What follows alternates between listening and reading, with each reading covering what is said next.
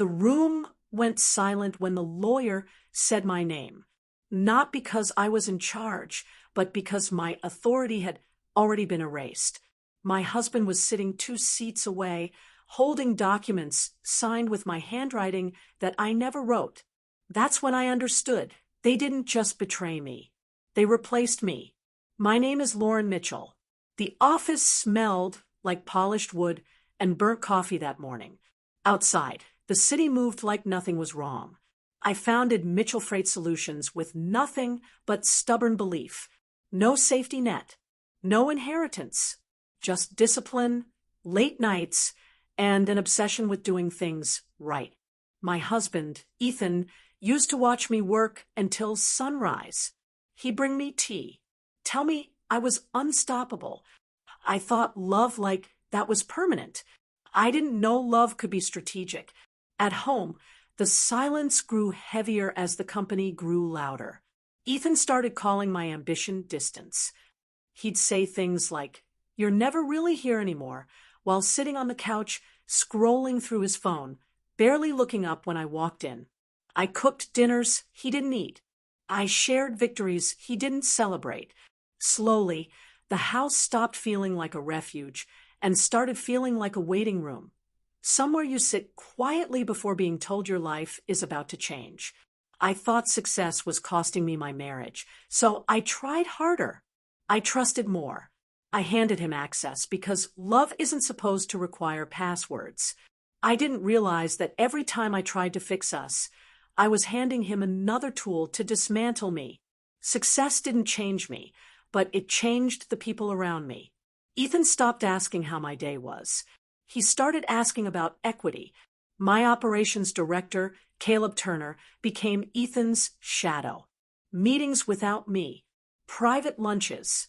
The office started whispering before anyone spoke.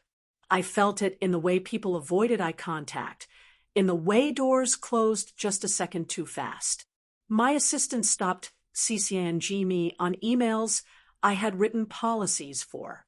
Meetings were rescheduled without explanation. Once I caught Caleb and Ethan laughing in the hallway, real laughter, the kind that excludes someone by default. When they noticed me, the laughter died instantly. I remember the sound of my heels echoing too loudly as I walked past them, my chest tightening as if my body understood the threat before my mind was ready to accept it. Betrayal doesn't arrive loudly. It seeps in quietly, disguising itself as normalcy until the damage is irreversible. When I walked into rooms, conversations paused. Smiles stiffened. At night, Ethan slept facing away from me, foam glowing under the sheets. I told myself I was tired. Successful women don't get paranoid. They get gaslit. The anonymous message came through our internal server. They're finalizing the transfer tomorrow. I laughed at first. Then I checked the filings. Ownership redistributed. Voting rights reassigned. My name's still there, but stripped of power. In the boardroom, I confronted them. Ethan didn't deny it. He didn't apologize.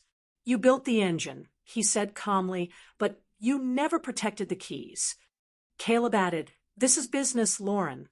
Don't take it personally." That sentence hurt more than the betrayal. I asked Ethan how long it had been planned. He didn't answer right away. That pause told me everything. He said he felt invisible next to my success, that the company was always mine, never ours. I wanted to scream that it was never supposed to be ours. It was supposed to be supported.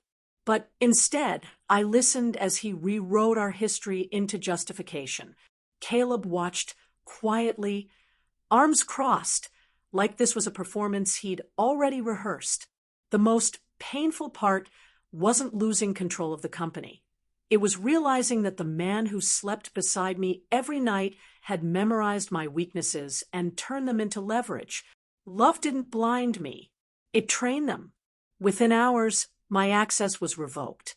Security escorted me out like I was a liability. At home, Ethan packed fast, efficient, emotionless.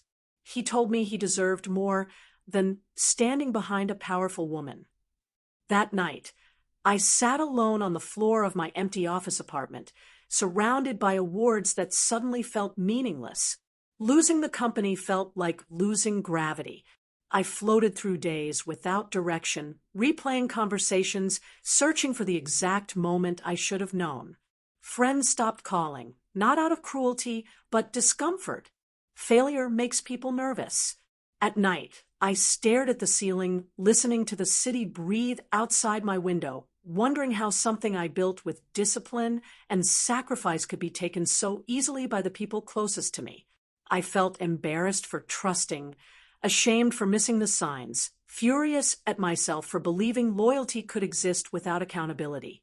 That was the loneliest version of myself I've ever met. But what they underestimated was my preparation.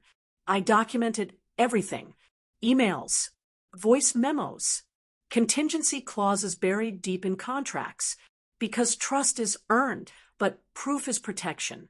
But grief doesn't last forever. It evolves. Somewhere between the sleepless nights and the unanswered messages, clarity arrived. I stopped asking why and started asking how. How did they move the money? How did they bypass safeguards? How confident were they that I wouldn't fight back? The answer was simple. They underestimated me. They thought betrayal would break me.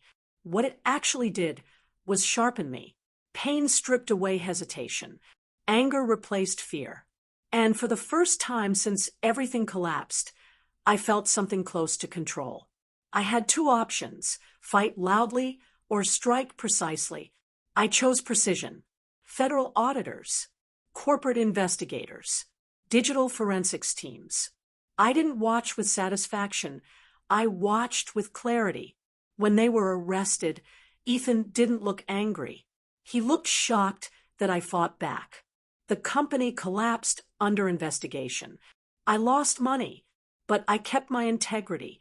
I rebuilt under a new name, new rules, no personal relationships inside my business. Ethan sent messages, long ones, short ones. I never replied, because betrayal doesn't deserve conversation. It deserves distance. I don't hate Ethan anymore. Hate requires energy, and I've learned where my energy belongs. What I feel now is something colder and more permanent: acceptance. Some people don't betray you because they're evil. They betray you because they're weak, and weakness always looks for shortcuts. I rebuilt my life with intention this time. Fewer people, stronger boundaries, no access without accountability. I didn't just lose a company, I lost illusions. And strangely, that loss made me stronger than success ever did. My name is Lauren Mitchell, and I learned that business betrayal cuts deeper than infidelity. Money didn't harden me. It revealed who was already hollow. Some endings are painful, but necessary. Tell me what you would have done. And that's how everything unfolded. If you've made it this far, I'd love to hear your thoughts. Drop a comment below. We truly read every single one of them. Don't forget to like, share, and subscribe to the REDDIT Diaries to support the channel and help us reach our goal of 1,000 subscribers. Your support means the world to us.